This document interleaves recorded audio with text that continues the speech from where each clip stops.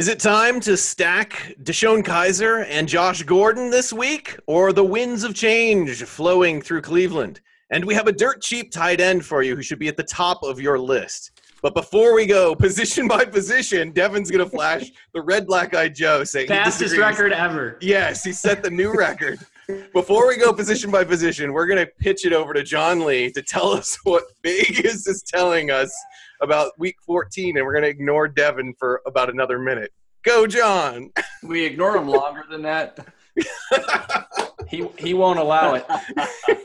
Hey, Vegas. Vegas is telling us that these guys on DraftKings and FanDuel need to start giving us full slates because the best games are the games that we can't play on the main slate this week. And Austin told me I can't talk about them, so I won't. The top game is Kansas City against Oakland.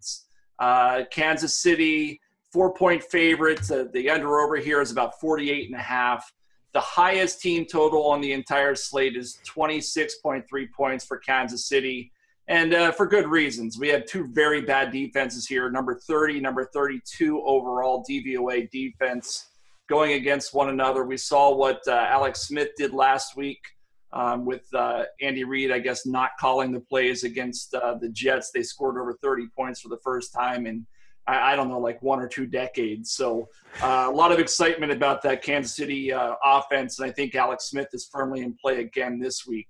The Chargers play at home. You know, this AFC West looking really competitive right now. I think we have a 3-way tie for first place. Oakland, the Chargers, and those Chiefs. The Chargers are 6-point favorites. I think the biggest favorites on the board outside of maybe Cincinnati, playing Washington. And they're also about a 26-point team total there. So these are kind of the two big teams. But the truth is, there's not a whole lot to love. There's nobody in this 28-point, 30-point threshold that we've seen over the past few weeks. So I think it's going to be interesting this show to talk about looking for value in some of those 22, 23-point range. And I think there is some to be had, but we have to kind of navigate through it. Yeah, on the main slate, obviously FanDuel this week does not have Sunday Night Football on their main slate like they usually do. So we're not going to be talking about the Sunday Night Football game. And there's only 3 teams with an implied total of over 24 points last time I checked the Vegas lines. So like John says, we're going to be mining a little deeper than usual. Let's move on to quarterbacks. We'll talk more about some of these lines as we go. We've also got some weather situations we're going to want to talk about here. But, Devin, let me kick it to you first to talk about quarterbacks. Right before we came on the show, you seemed concerned about some weather. Yeah, really concerned. I mean, if you look at my notes from the sheet, I had about 3 pages of notes before on Deshaun Kaiser, Browns offense, etc. Here's my notes currently. Nothing. So the reason I'm concerned about this game is it's up to 23-mile-an-hour winds consistently throughout the game, and there's snow in the forecast. Deshaun Kaiser can't really throw the ball accurately in perfect conditions. So you go and you have 23-mile-an-hour winds added to that, and how are they going to throw? I mean, honestly, maybe winds will blow the right way and it'll blow it more accurately, but there's no way that's actually going to happen. Yeah, I was on the Browns pretty heavily, but now I'm kind of worried maybe Duke Johnson, and we'll get into running backs in a little bit, but there's not really a Brown that I'm liking. The one quarterback that I am liking this week is going back to the well, Jameis Winston. So over the last 5 games, Detroit's allowed the second most fantasy points to opposing quarterbacks. Outside of Darius Slay, they really don't have a great corner. Quandre Diggs has moved to safety, playing a little bit out of the slot with Tease Tabor, I believe. But this is a pretty good spot for Winston at home. He looked okay last week. He had 270 yards. But overall, he's back at home versus in Green Bay, which those Florida teams, I mean, he's a Florida guy, and he had to go up to Green Bay. So it was a little bit coming back home. He should have a pretty good game this week, and he's my top cash game play. Yeah, I was considering Kaiser and Gordon, stacking them in cash games before the weather was a concern here. And I think, obviously, this is Thursday night we're recording, so things could change So we just need to keep an eye on it. But weather could impact that deep ball to Gordon. Jeff, talk to me about the quarterbacks you like. Well, before we dismiss the whole Josh Gordon is the play of the week. Yeah. Right now on NFLweather.com, it does not say snow. It does say some wind, and it's under 20 miles an hour. So before you go crazy, prepare for either scenario and then check it Sunday morning. But that's what you really have to do, because if Josh Gordon is available to play in under 20-mile-an-hour winds, and even if it's light snow, I'm playing him, because receivers have an advantage in snow because they cut better. Defenders have to react versus act. So, I didn't know this was the wide receiver section, but okay. It's fair, because we're talking a little bit about the weather here. I'm trying to put some of those notes back on your page so you can come back and rant later. This is the Josh Gordon segment. No, I'll talk about why I'm not on Gordon later, but it's 700 on FanDuel. He's not in play for me. DraftKings, he's more appealing than FanDuel. I completely agree. But, yeah, Jeff, who else you got at quarterback? Quarterback, I think the main play this week, at least on FanDuel, is Alex Smith. And it feels like you're going to your point chasing. But against Oakland, he's the guy. For tournaments, I don't mind at all going to the other side of the same game in Derek Carr. I also like, for GPPs, if he's healthy and he practiced today, Matthew Stafford against Tampa Bay. I think that's a great option. It's also an option if you gain for a game stack. We didn't talk too much in Vegas, but with the point totals being lower and GPPs, look for games to stack. I really do like the Kansas City-Oakland matchup, and we'll get into wide receivers later. But I think that there are other games that are available, namely San Francisco-Houston and the Detroit-Tampa Bay game, that are good for stacks. Yeah, you can dig a little bit deeper to try to find shootouts this week without stretching too far, because there's just not a lot of high point totals. And like you mentioned, Stafford got a limited practice on Thursday. He's questionable with a hand injury. The other quarterback we're watching injury-wise is Tyrod Taylor. He got in a limited practice on Thursday as well with a knee injury.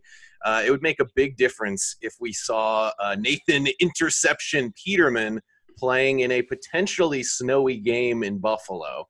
So you want to watch the weather on that Buffalo game as well. Wait, Jeff, are you saying that you like Peterman in a snowy game? No, I'm saying it doesn't make a difference because it's all going to be the running back in the defense in that game. Because of the weather, yeah. I don't hate Peterman this week. Don't start. Don't start. Really? Okay. I'll get into it. I'll get into it in the LaShawn McCoy segment, but okay. The Colts against pass catching running backs have been absolutely atrocious. And if you just dump some off to McCoy, I mean, that's not a bad situation. Okay. All right. I'm not holding up the Red Joe for that take either, believe it or not. So. Oh my gosh. John, to inject some sanity into the quarterback section. How about this for sanity? If, number one, let's keep to everybody that's listening or watching, just monitor Vegas with regards to that Cleveland situation with Deshaun Kaiser. As of today, he's still in cash games for me, 4,900, especially on DraftKings. The guy's running the ball like crazy. It seems like his floor is 30 to 40 yards. And he has to throw for a couple hundred yards and get a touchdown either through the air or on the ground. And he's reached that 3x value you're looking for there on DraftKings. So I think he's still in play. Devin and I talked a little bit offline this morning about his accuracy issues, but my feeling is if it's 22-mile-an-hour winds, it actually might help him because it might push it back to where it's supposed to be. That's a whole other thing. Maybe some GPP guys we should be talking about. Houston has a pretty bad secondary. I think most of us would agree, and they're going up against Jimmy Garoppolo, making his second career start with the 49ers there. He looked pretty good last week in limited action because John Fox slowed the game down to a grinding halt there in Chicago. This is a pretty good matchup. The Texans allow 21% more points to the quarterback position than any other team after adjusting for strength of schedule. I think Garoppolo is a very interesting GPP guy because I think he'll be low owned. And then dare I say, and maybe this is a real stretch, but Trevor Siemian is on my radar right now. Gonna get that? Yeah, I was gonna say, give me the red black-eyed Joes.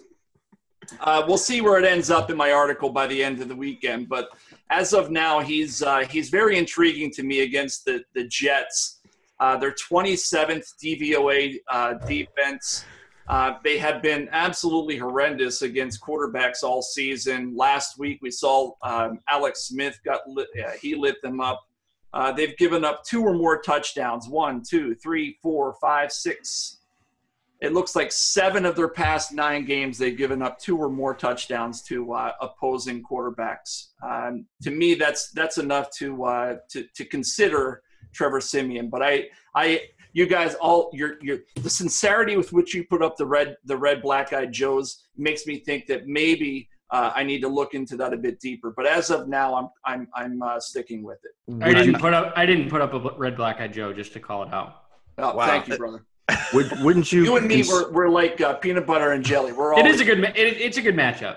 Yeah. Ryan also threw up the red black-eyed Joe and hasn't told us about his quarterbacks. What do you got? Well, I mean, speaking of that, I like to dig into the cheap quarterback thing. In my season-long leagues, I usually stream, so I like to look at this stuff. And I was one of the guys, Devin and I think both, went out on the Paxton Lynch limb a couple weeks ago in Oakland, and that turned out brutally. He got hurt. He did, but it wasn't. It was fine until he got hurt. But I just don't know if it was going to. He wasn't fine until he got hurt. He sucked the whole game. The injury was a blessing. That was 2 weeks ago. This is DFS. Denver just strikes me as a team that doesn't want to be there, right? He's the right-handed Tim Tebow. When I pick a cheap quarterback, I still want to pick a guy that seems to want to be interested in playing football. And Siemian might be, but his teammates aren't. And I'd almost rather play Nathan Peterman, weather permitting, than Siemian. So that's where we're at with that. That may be a moot point, though. If Tyrod practiced today, Tyrod's probably going to play this weekend, right? I agree. So moving forward, I mean, you guys did take pretty much all of my quarterback list. Actually, yeah, pretty much all of it. Tyrod was the only guy we hadn't mentioned, and if he plays, I love that matchup for him more so than for Nathan Peterman, obviously. We haven't mentioned any of the guys in the Rams-Eagles game. It's tough matchups for both of them, but these guys tend to put up a lot of points. Let's see the red black-eyed Joes or green black-eyed Joes. Do you have any interest in either of these guys in GPPs? We got red for John, red for Devin, and the other 3 of us have got greens. I'm not saying a ton of exposure. And, of course, it'll depend on ownership percentages. We'll be watching Steve Buzzard's ownership projections that we have over at Footballguys to see whether they're worth investing in or not. But I think that those are guys that you at least have to consider. The other guy I have on my list is Russell Wilson going up against Jacksonville. A really tough matchup there, but Jalen Ramsey did not practice today. That takes a little bit off of that defense. I'm not saying it completely torpedoes it, but you're probably going to get pretty low ownership on a quarterback with a lot of upside. So consider Russell Wilson in your GPP exposure. Let's move on to running backs. We got a few guys we're watching here. It looks like Doug Martin's going to come back and play. He's through the concussion protocol. The guys that, Devin doesn't necessarily like. I'm not saying. I wanted Peyton Barber. Right, exactly. If Martin had been out. And the thing is that Barber may still get the majority of the work here. We don't know exactly. So Barber might be a GPP play here, even with Martin coming back. We're also looking at Joe Mixon, who didn't practice Thursday. It doesn't look like he's going to go. Adrian Peterson didn't practice Thursday. Amir Abdullah got a limited practice on Thursday. And then Alfred Blue is out, which maybe gives Lamar Miller a little bit more volume against San Francisco this week. Let's talk running backs. Jeff, tell me about some running backs that you like this week.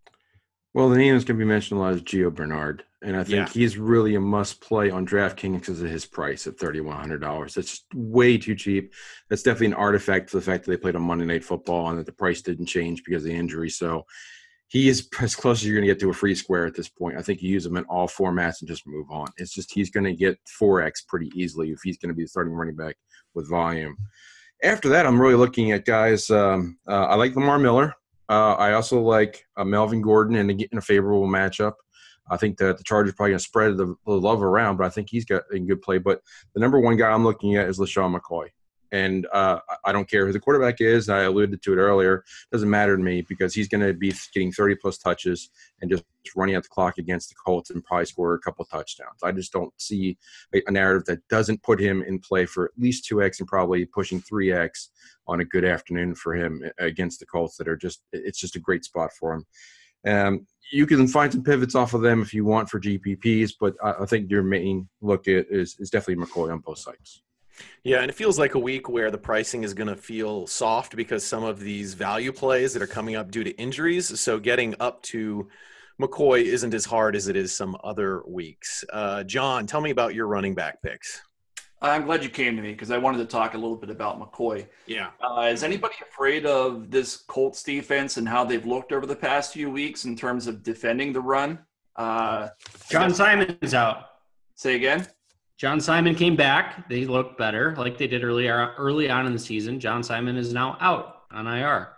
Okay, so for the past few weeks, John Simon has been in the game and now he's out. Came back, correct.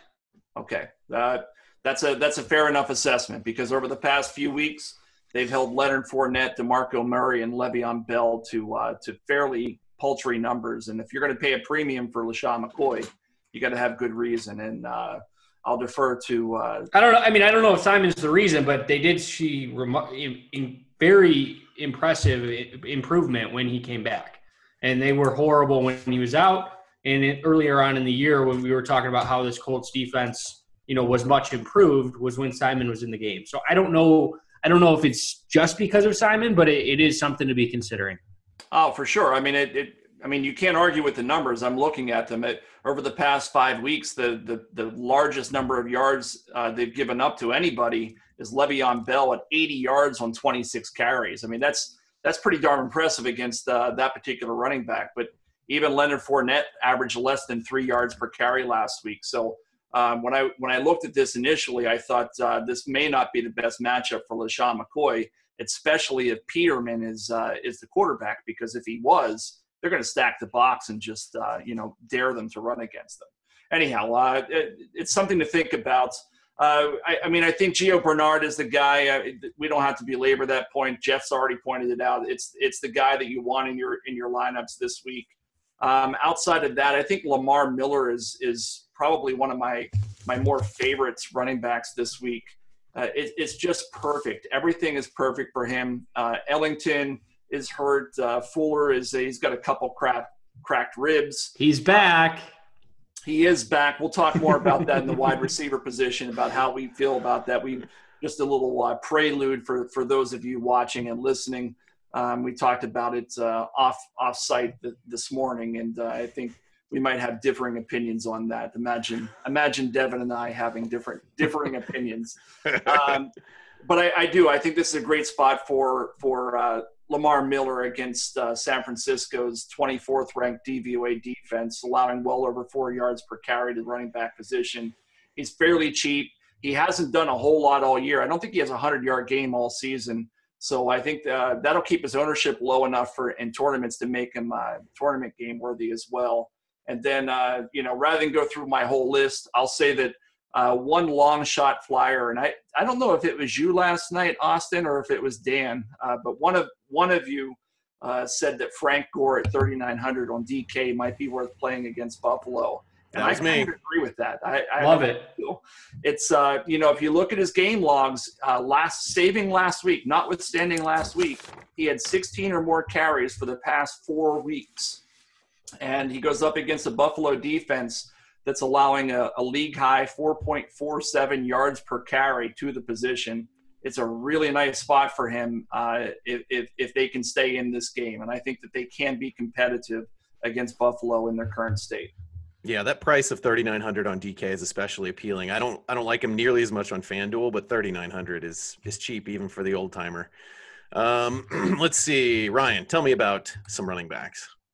Yeah, further into Gore, if we go back 5 weeks, starting last week, his touches are 13, 19, 18, 20, and 20. Buffalo allows almost 38% of their total points via rushing touchdowns, which is most in the NFL, 6% more than the second most.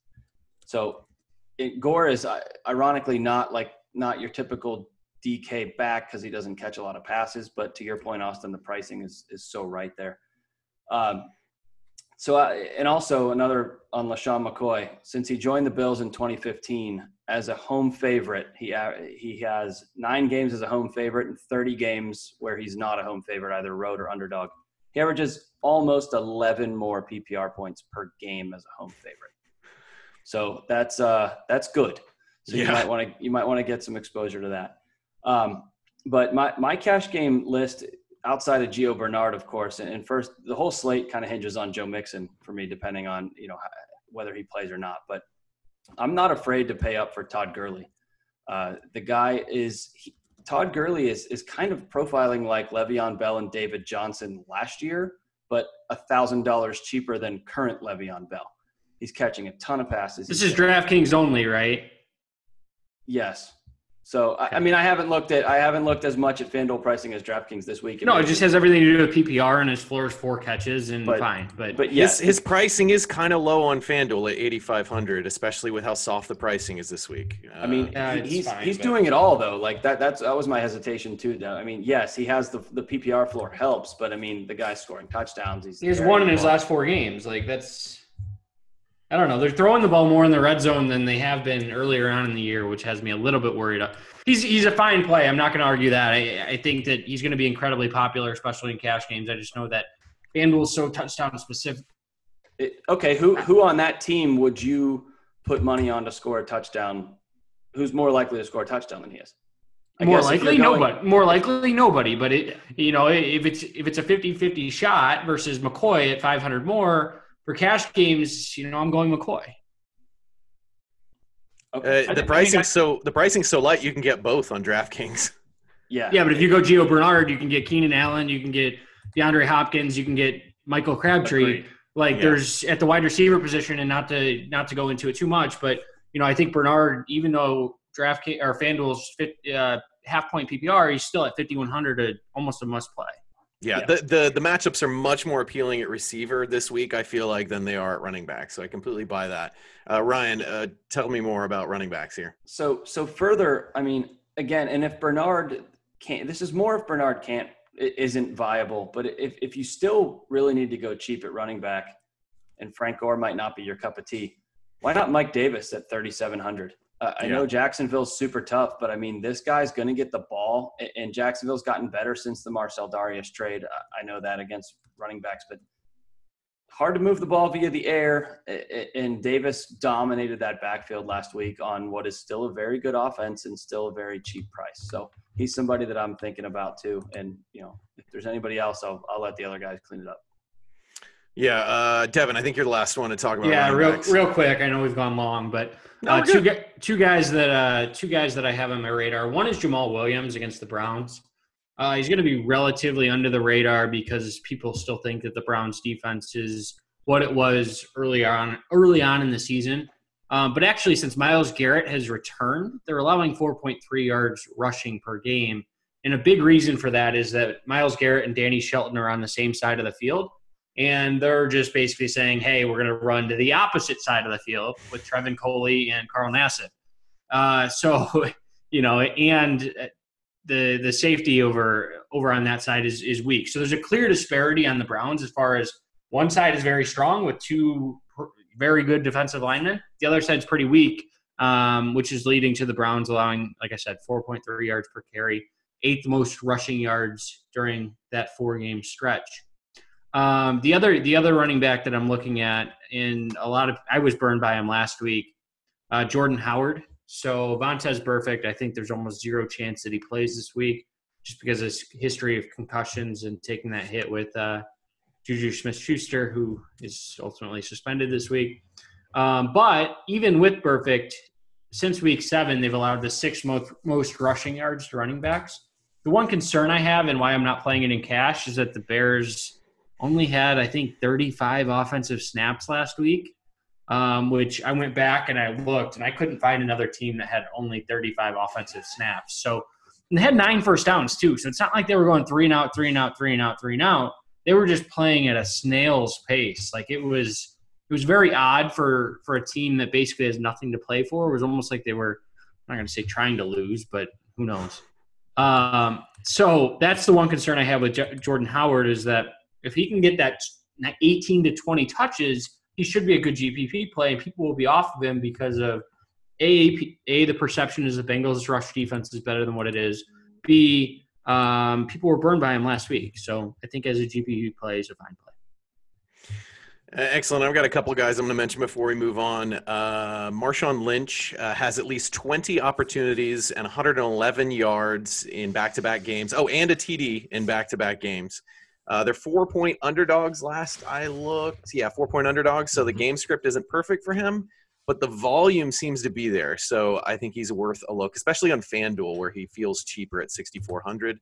The other guy I like this week is in a little tougher matchup and a GPP play, Latavius Murray. He's splitting time fairly evenly with McKinnon, but he has 7 straight games with at least 16 touches, and they're 2.5-point favorites on the road. I like Murray as a GPP play this week. Let's move on to wide receivers. There are several guys that we're keeping our eye on here. We're pretty sure that Robert Woods isn't playing. The coaches said they're already targeting a Week 15 return, so don't count on him. Robbie Anderson tweaked his hamstring in Thursday practice, so he's looking pretty doubtful, but keep an eye on that. Amari Cooper didn't practice Thursday. I don't think he's going to play. Rashard Matthews got a full practice on Thursday, so he looks like he's good to go. Sterling Shepard looks like he's good to go with a limited practice on Thursday. Will Fuller looks like he's good to go with a limited practice on Thursday, but his teammate Bruce Ellington is on IR. Kelvin Benjamin looks like he's going to be good to go with a full practice on Thursday. And then we're watching a couple of cornerback situations as well where we know that Kansas City's Marcus Peters is out suspended. I mentioned Jalen Ramsey earlier, and then Arizona cornerback Patrick Peterson didn't practice on Thursday, which could be good news for Rashard Matthews in that matchup. Let's talk wide receivers. We talked a little bit about Josh Gordon. John, what do you like at wide receiver this week? I'm still trying to take in all the injury information you lots. I mean, it's insane this time of year to really try to get a hold of what's going on. I'm going to talk about 2 receivers that I really like, and then I'm actually going to ask a question because I feel like it's something we haven't talked about to this point. And I'm going off script, and Austin's going to kill me later, but whatever. I'm bigger than him, so I'm going to do what I want to do. I got your back, Austin. Thanks, man. I love Keenan Allen again this week. This guy's got 41 targets over the past 3 games. He's just the focal piece of that offense right now. 8,300 on DraftKings, 8,400 on FanDuel. Just love what they're doing with him in the offense. And then I'm going to steal one from Devin. I love Des Bryant this week. You don't hear me calling his name out often, but I think that the perimeter cornerbacks there in Giant land are not much now that Janoris Jenkins is gone. You're going to have a combination of Ross Cockrell and Eli Apple trying to contend with Des Bryant. And his price is just way too cheap at $5,900 and $7,200 respectively. I'll be honest, I haven't thought of Des Bryant in about 6 weeks. No, it's been like 3. I'm going with 3. I think you called him out on the Thanksgiving Day show. So on a 3-game slate. So outside of 3-game slates, I mean, you had to that day. Right here. Right there. I hear you, but he's been so bad. No, but what I do want to talk about is, we've already talked a number of times about this Kansas City Oakland game and the high implied team total there, 48.5 points. But the next one down is this potentially NFC championship like game with the Eagles and the Rams. And I have my own preconceived notions about how that game plays out. You've got a very good rush defense in the form of the Eagles. You have a very bad rush defense in the form of the Rams. And you can kind of envision how that plays out. As a collective whole here, we've got arguably a fairly, diverse mindset of football minds. What do you guys think? How does this play out? Because I think it's really interesting, not just for our listeners, but also for me to think about what players are in play here and what are the ones we should avoid, because this is one of the higher higher game totals on the entire week 14 slate. Yeah. Defenses. Play the defenses. Yeah. Both teams are top 2 in defensive touchdowns. So I think there will be at least one. They're both in play. But aren't defensive touchdowns largely a function of who you play against? And Philly, part of the reason I thought Philly was going to lose to Seattle last week, thanks for the shout out, is that I also said the Rams would lose to Arizona, so we won't talk about that part. But part of it is Philly hasn't played anybody. They've played horrible teams. So sure, they score defensive touchdowns. I mean, Denver, they scored, I think, at least one, maybe two. I mean, they've played bad teams. That's part of why I don't think Philly is all that good.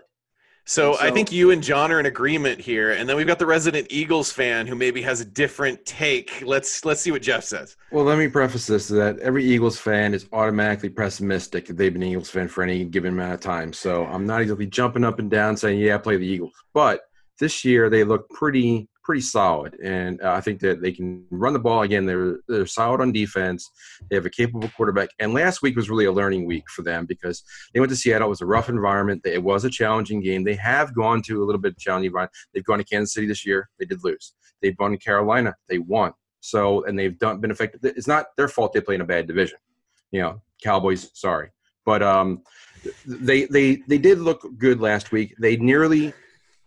The game was a lot closer than the score represented. Carson Wentz fumbled on the goal line. There was a late turnover. The game was closer than indicated, but it was a learning advantage for them. And I think that translates to this week in that the Rams haven't been challenged too much yet either. And they're going to be now facing probably the best team that they've faced yet as well. They beat the Saints. Excuse me? They beat the Saints. The Rams beat the Saints. So, yeah, they got that one. They got that one. The Eagles beat the Carolina. So everybody's got one team they can at least one game they can hang their hat on. Carolina's not as good a win as the Saints. All right, let's not talk about these teams anymore. All I'm saying is that both teams have viable reasons to win and advantages. I think that the game can play in a number of different ways, which is why it's really hard to pick out one individual or person to go with for a fantasy, except for the quarterbacks. I think the quarterbacks are the best plays in this, or maybe Todd Gurley. Because if you look back, I looked at the Eagles. The Eagles' numbers in the red zone have not been efficiently of late. They've given up over 50% touchdowns for teams that trips into the red zone. So they've not held up too well, but the defense is very opportunistic, and so the Rams been. So if I'm playing anybody as prop for the Eagles, it's going to be the quarterback. Maybe I try a stack in a GPP, but I'm most confident in Wentz. And on the other side, I'm most confident in Goff and maybe Gurley. Since this is the wide receiver section, Josh Reynolds. So Josh Reynolds had 3 red zone targets, 2 inside the 5 last week. He's 6'4", 205 pounds. He's 3,400 on DraftKings. He's a guy that I think combine now. Targets and touchdown opportunities are where this game is going to be had. So I think. What about Robert Woods? Is Robert Woods coming back this week? I don't believe he is. No, he's not. Okay. No, okay. So then I don't believe he is. definitely right. So is he a GPP? Yes. Yeah. Okay. So, John, I'll give you my quick take on this. The only guys that I'll put in cash this week would be either of the kickers in this game potentially, and then we mentioned, they're not my top plays, but I think they're in play. Yes. Then also I like Cooper Kupp in GPPs, and I would prefer Jeffrey over Aguilar, even though Aguilar is coming off of a giant game from last week. I like Jeffrey as a GPP play. I think I'd have to look at his ownership numbers, obviously, but I think more people are going to be shooting for the moon with Aguilar after his big game. Jeffrey had a revenge narrative in there as well, so keep that in mind if you're looking at recent targets. This game could be very high scoring, but might not decide contests on its own. It could also be 13-10. That too, but even if it goes high scoring, you don't know where the production is going for these teams. I mean, we've talked about it for 3 straight minutes and come to zero conclusion. The only cash game play in this game is Todd Gurley, which is why it was interesting to bring up in the first place. Because agreed, 100%, great topic. But this game could get to a 50-point total, and there might not be one player in the game that you said, "Wow, I couldn't cash without that." There's somebody at tight end that we'll bring up later. Maybe, but I was excited about Trey Burton until Zach Ertz looked like he's going to play again. Yeah, I like Zach Ertz. That's a bad positional matchup too. Yeah. John, did you have any strong takes on this or other receivers that we should dive in before we move on?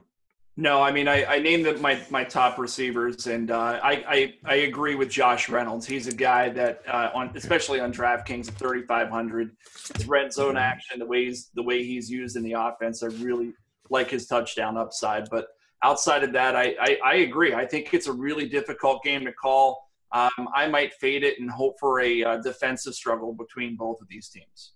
That's fair. Who else hasn't talked about receivers who wants to name some? Go for it. Before we move on, the Arizona-Tennessee game is interesting for a couple of reasons. Larry Fitzgerald's a great cash play. Why are we not talking about the guy who gets the most targets against a horrible, horrible pass defense?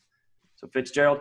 And then the Patrick Peterson thing, I won't say it's almost as big of a Joe Mixon if-then, but if Peterson does not play, Rashard Matthews is in play because Delaney Walker is also questionable, hasn't practiced yet this week for Tennessee. Yeah. If Patrick Peterson does play and Delaney Walker's out, then we need to look at Corey Davis because wide receivers that aren't the wide receiver one against Arizona have been great almost all season long. So those guys need to be at least thought of on a GPP basis because the matchup is so good. Lesser players have done lesser players than Corey Davis have done well against Arizona. Can we talk about San Francisco? Talk about San Francisco. Who's Garoppolo going to throw it to? Marquise Goodwin. There you go. 8 catches last week, 95 yards. Trent Taylor's also in play. So Trent Taylor actually looked pretty good last week. Doesn't look like the tight ends are too involved, but Trent Taylor had 6 for 92 against the Bears. Garoppolo compared him to Julian Edelman. So I think both of these receivers are in play. We've talked about how it's a pretty good matchup for the 49ers in this week. So I think Taylor is at 3,300 on DraftKings, which is insane. And Goodwin is only Goodwin's at 5,100. So he only has 1 touchdown this year. So on FanDuel, it's probably not in play, but Taylor at 3,300 is wow. I mean, that's cash game viable for me. Yeah, he's on my cash game list as well. And that San Francisco trio is my favorite GPP stack of the week. Let's see. So Josh Gordon, we're keeping an eye on that weather. Don't forget about him and don't overvalue the weather. Sometimes we go a little too nuts with it. I think be careful there, though. That's all I'm going to say. Like, if the weather clears in GPPs, be a little bit careful because it seems like no one was on him last week, and I was on him, which you guys called me insane. Not that I'm bragging. He was okay. He wasn't great, but I think I don't know. I think the ownership, I mean, could he have a regression game and they focus on him just taking him out? It's possible. And his price has gone up, especially on FanDuel where he's like 6,800. 6,800 on FanDuel, there's other receivers out there that at DraftKings he's probably, if the weather clears, he's a great play, but on FanDuel it's not a lock and load for Gordon this week. I agree with that. And I think, Ryan, were you going to say that Green Bay has no way to shut him down with their secondary? Yeah, let's talk about who Green Bay may have focused on in the last few weeks. 10, 169, and 2 to Antonio Brown, 456 and 1 to Mike Wallace, 6 for 88 to Dontrell Inman, 7, 107 and 2 to Marvin Jones. Golden Tate also over 100 in the So it could be Corey Coleman. Like, there's a chance there. Sure, shift coverage to him. They can't cover anybody anyways. So the wind is the biggest concern. The snow doesn't matter. I'm playing Josh Gordon if the wind's under 20. Yeah, I'm with you on that. Michael Crabtree is another guy to keep your eye on. Prior to being ejected in Week 12, he had over 11 targets per game over a 4-game span, and it looks very unlikely that Cooper is going to go in this game. And I think A.J. Green is in play, especially on DraftKings at only 7,300. That price is pretty cheap on a week where you can fit a lot of guys in. Let's move on to tight ends. We've mentioned a couple injuries we're looking at. Zach Ertz cleared concussion protocol. He looks good to go. Delaney Walker did not practice Thursday. Greg Olsen looks like he's going to go after a full practice on Thursday. And then C.J. Fedorowicz is on IR with a concussion, opening the door for maybe the most popular cash game play of the week, Steven Anderson versus San Francisco. Devin hates this play. I hate it. Tell me why. It's the definition of point chasing. He had a huge role last week. Absolutely huge. But had anyone heard of Steven Anderson before? I mean, I had, but I hadn't really considered him ever. Will Fuller is back, gives him another option to throw to in this game. Him and his 4 targets a game, if that. Okay. And 2 touchdowns a game. Do you really think Steven Anderson is going to get that many looks? No, but Trent Taylor at 3,300, Gio Bernard at 3,100 on DraftKings. You go both those guys, you don't need to mess with Steven Anderson. 100% agree, but Will Fuller's not the reason to argue against Steven Anderson. But, I mean, Steven Anderson had, 25 yards a catch or something last week? I mean, he took deep shots down the field that will be going to Will Fuller. He was 5 for 79. Some of those passes will be going to Will Fuller, so I think Will Fuller directly correlates to those deep throws. Yes, they don't play the same position, got it, but I mean, 5 for 79, if he drops one or two of those passes, he's 3 for 40. Like, there's other plays that are so much cheap that are, Trent Taylor at 31, Gio Bernard at 33, and you don't even have to worry about Steven Anderson. That's the route I'm going in cash. In GPPs, Anderson's going to be too popular. I just don't see could he do what he did last week? Sure, he could. But it's not a game that I want to get messed with. So are you paying up for Kelsey then? Is that where you're headed for your cash game tight end? At the moment, I am. I mean, yeah. I also like Jimmy Graham at 5,000. I mean, against this Jacksonville defense. We talked about Russell Wilson. I think that he's in a good spot. Greg Olsen at 43 is interesting. Cameron Braid at 4,100 is pretty interesting. And then Ricky Seals-Jones at 3,400. Like, if we want to talk about Steven Anderson at 3,200, why not go Ricky Seals-Jones that has, multiple weeks of production?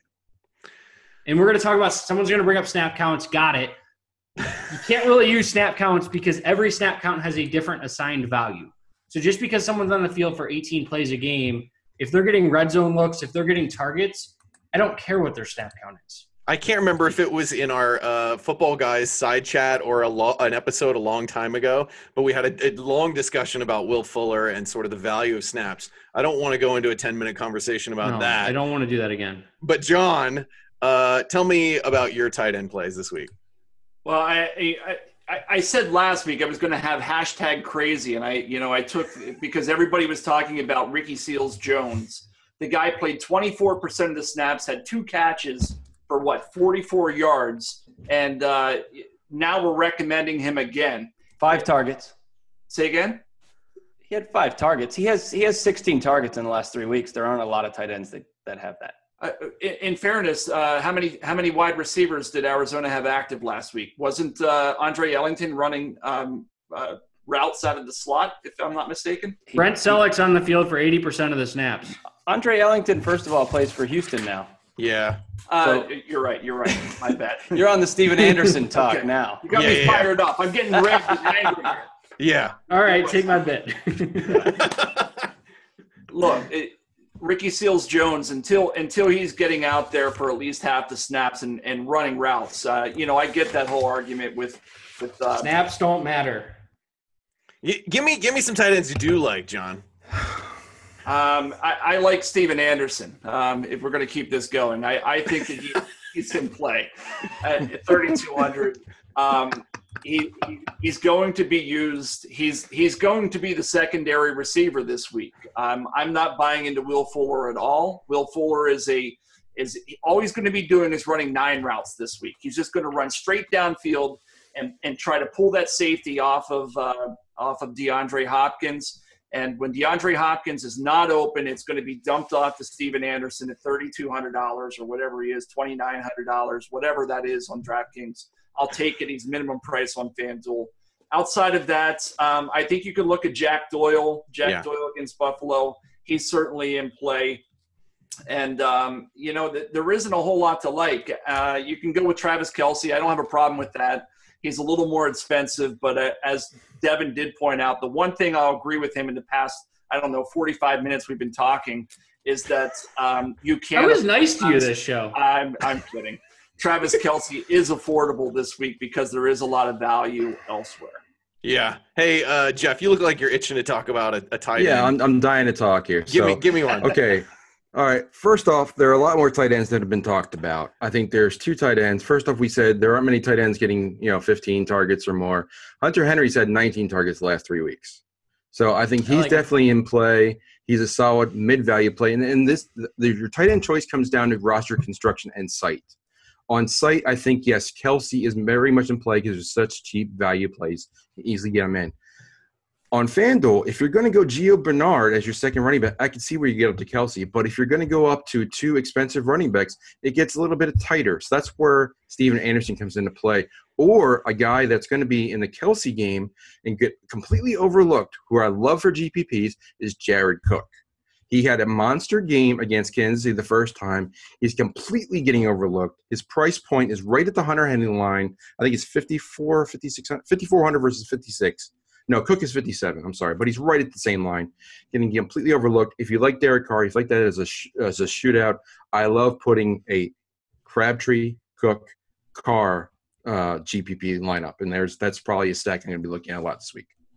Nice. One last guy I'll mention is for GPP play, Austin Seferian-Jenkins is really low priced on DK at 3,600, and his first name's Austin, so that's good. Especially if Anderson's out. One more guy that I have ahead of Steven Anderson is David Njoku. Yeah, he's got more fantasy points than Seth DeValve each of the last 3 games, so he's got that going for him. So you have everybody ahead of Steven Anderson. David Njoku has more talent than Steven Anderson. Yeah. I mean, I buy that. Yeah. He's cheaper. Why not? He's a lot of fun to watch. I just don't think they use him enough. But I agree with you. He's very talented. They target him a lot in the end zone. When they get into those high leverage situations, he's on the field. So I agree with that. We've talked about Frank Gore and Deshaun Kaiser. Sometimes talent doesn't matter. Exactly. Opportunity. Let's talk about, speaking of talent doesn't matter, let's talk about kickers and defenses. Best transition yet. Thank you. That was amazing. You're welcome. Because we're going to be talking about guys like Travis Coons. The defensive choices are way more interesting this week, I feel like, than the kicker choices. Jeff, take a stab at your defenses here. There was a lot of debate behind the scenes with the staff this week, and there was a roundtable about it as well, about defenses. I thought it's pretty simple. I don't know why there's such debate. It's the Chargers or the Bills. The Bills are my number one. You have the Colts going to a cold environment outside a dome, in probable snow. They give up a lot of sacks. It's the Bills, bar none. If you just pay up for them. If you want to pivot, the Chargers against Washington. Washington has 5 turnstiles for an offensive line. So I like both those guys as those are both my top 2 defenses this week. Yeah. Devin, who do you got? Green Bay Packers. Against your Cleveland Browns? If the weather's bad, I mean, we talked about Kaiser can't throw if it's not bad. So the Packers actually do have a pretty good pass rush, and the Browns give up quite a few sacks. So and the Browns also give up the most interceptions in the league. So the Packers are my team if the weather's bad. But John said that the wind would blow the ball right into Josh Gordon's hands every time. Right? Didn't you hear him? Listen, this is the issue with this show. Devin never listens to me. So John, you don't listen to me, so it all works out. 25% of the time, John will be right that the wind will help Josh Gordon, because you can only go one direction, north, south, east, west. So it can't really – 25% of the I mean, I guess it could go southwest, northeast. So one out of 8 times it will help Deshaun Kaiser. The other 7 of 8 won't happen. So much science. It's basic math, people. It's going to work. It's going to work. Packers in cash. Packers in cash. I think a lot of people are going to be looking at the Bengals. They have a lot of injuries in their secondary, though. So be careful with using the Bengals in your cash games here. Jacksonville could be in play, but I think that's a little bit dicey against a volatile Seattle team. Jeff, should we play Travis Coons at min price at kicker this week, or do you have another pick? In cash, yes. I think in GPPs, you can go with either kicker in the Philly Rams game. I like Zerline is one of only 7 kickers that have 5 or more 50-yard plus field goals. So that's really how you win a GPP. You got to hit from distance. And I was looking at try to find a value guy this week. I was looking at Graham Gano, but he has 0 attempts. He's 0 made field goals from that distance. So 7 of those other 7 guys, Harrison Butker, I think, is in play. Jake Elliott's in play, and Greg Zerline are in play. But in cash games, Coons, great opportunity, checks all the boxes. He's your cash game play if you're looking to save money. If not, just put in Zerline. He's got the most points. What about Suck Up in the dome? He's not been kicking from distance a lot, and I think he's not 100% healthy. He's not put up a lot of points. What about Fairbairn? I looked at Fairbairn, and against San Francisco, it looks like a good rhythm, but he's just not. He's also it's hit or miss with him. It's much safer to go Coons or Zerline. Coons is a bad kicker. That's talking kickers, but he's not a good kicker. Yeah, I understand the matchup's good, but I've seen enough of him that he's yikes. He made 4 last week, so he's got that going for him. Very small sample size. The Browns cut him. That's all you need to know. Right. He wasn't good enough to make the Browns or to play all of 2016. Are we sure getting cut by the Browns is bad? Yeah. All right, let's ask their GM. Let's talk about some stacks. We talked about a couple of them so far, but John Lee, tell me, who are you stacking this week? One of my favorite stacks, I think, has already been mentioned, kind of in between multiple people, and that's Jimmy Garoppolo to Marquise Goodwin. It's cheap and it's a great matchup, and I think it's going to be under-owned. So that's one of my favorites. And then if I'm going a little more chalky, I think Alex Smith to Tyreek Hill. Those Oakland Raider cornerbacks are not fast. They're really big, and I have a feeling they're going to have a hard time keeping up with Hill's speed, as we saw last week there with the Jets. Ryan, you flashed the red black eye Joe on the Kansas City stack. Tell me why you don't like John personally. Well, I can't speak to that topic. Not on air. It's just that I'd prefer, if I'm going in that game, just to go with Kelsey instead. Ownership, I guess Hill might be better, but KC targets its tight ends higher than any team in the league on a percentage basis, and Oakland allows more the third most targets to tight ends on a percentage basis, and among wide receivers, it's basically the exact opposite, where KC doesn't do it a lot, and Oakland's receivers against Oakland aren't targeted a lot. So I just prefer Kelsey. I mean. But Hill is – I think I've recommended Hill as a GPP play nearly half of our episodes this year, so far be it for me to say it's bad. Right. Who's a stack that you do like?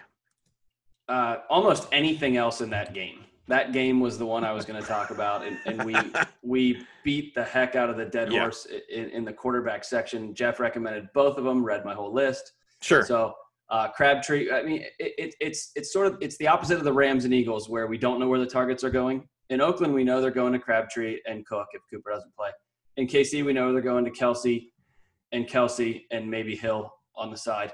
So anything involved in that game, I'm in. Right on. Jeff, you've already mentioned the Carr Oakland stack. Do you have another one?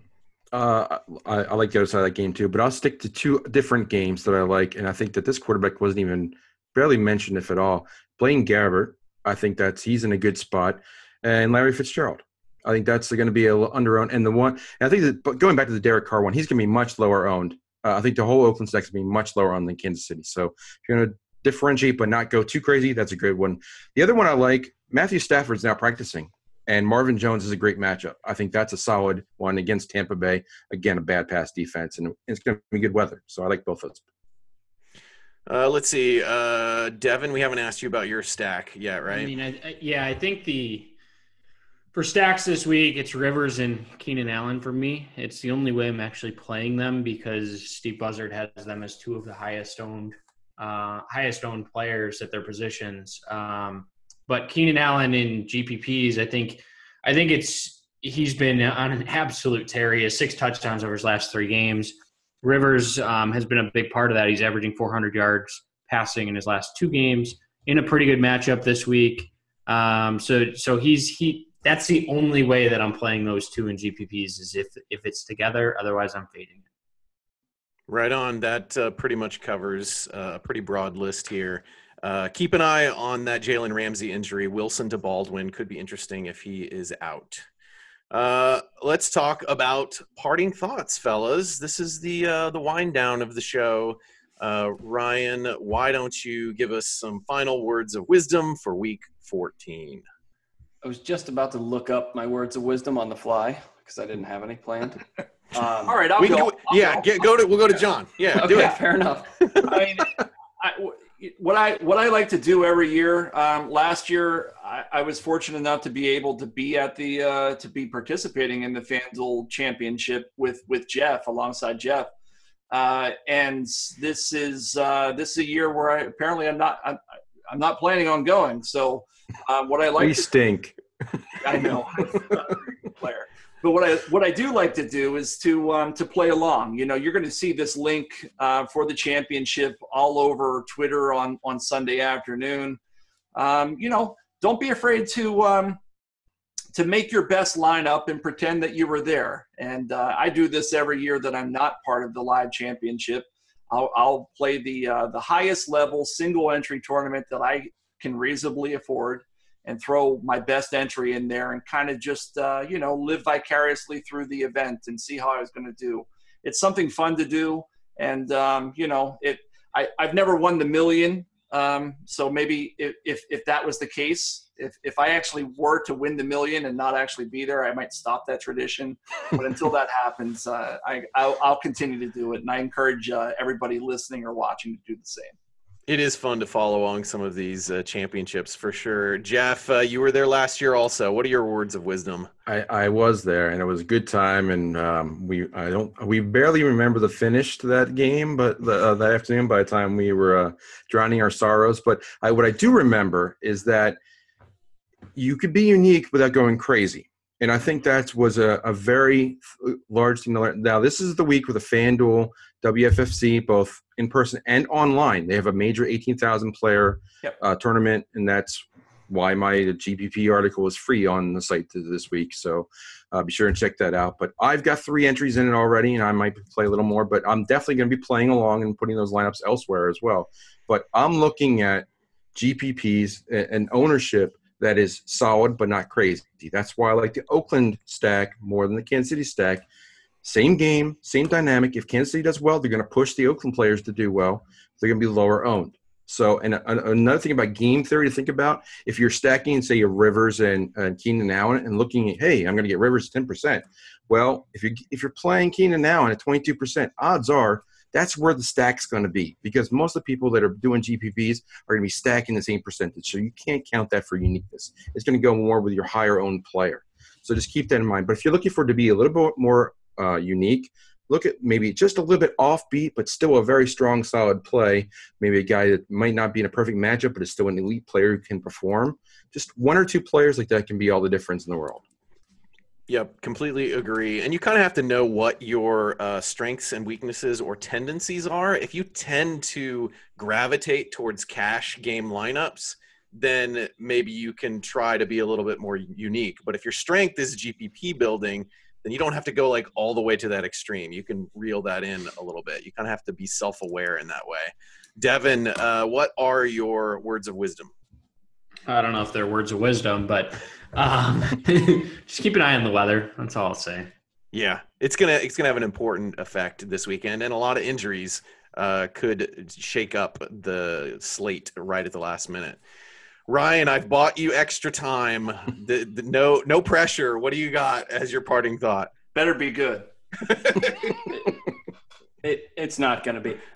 No, but I'll say, to steal a page from John and plug one of our colleagues here, and he may be very surprised given how much he throws the red black-eyed Joe up at me, but absolutely free is Devin's Building the Bankroll blog, and we talk all the time about Devin and his cash game lineups. And so if you just want to play DFS for fun and do it the conservative, safe way, not lose your behind or your mortgage or anything worse, Devin will show you how to do so in a cash fashion and let you inside of his mind, which may sound scary, but if you get there, it's actually not. It's a wild ride. It's not as treacherous. There's nothing conservative about it. Once you think you know where you're going, it's not as bad as what we have to deal with here every week. And also, John, Ricky Seals-Jones 9th among tight ends and targets the last 3 weeks. Hashtag crazy. Hashtag snaps don't matter. He's got 5 targets in each of the last 3 games. He's 5. He's 9th. Yeah. You guys keep calling him. Eventually he'll hit. Yeah, no, exactly. I'm not on that train, but He's hit 2 of the last 3 weeks. But not the week that you called him. All right, let's go. Yep. So that's what we got, guys. Thanks for watching our show. My last words of wisdom are there's 2 other articles we have free on our site this week. We've got our FanDuel starting stacks by Scott Bischoff, and that is already posted. Go check that out for free, or just to kind of coincide with the FanDuel live finals going on. We also have a special roundtable focusing on fantasy drafts double flex, because they have their line finals, the Carolina Million, going on this Sunday as well. So if you want to give fantasy draft a shot, or you already play over there, check out that roundtable with our guys giving you tips on how to maximize that double flex that neither DraftKings nor FanDuel has. So that's going to do it for our show. We like laughing. Thanks for laughing along with us. We hope we also add us as well. We appreciate that. For all our latest DFS content, you can find it over at footballguys.com/DFS. On behalf of John Lee, Devin Knotts, Jeff Pasquino, and Ryan Hester, I'm Austin Lee saying thank you for watching, and thanks for being a football guy.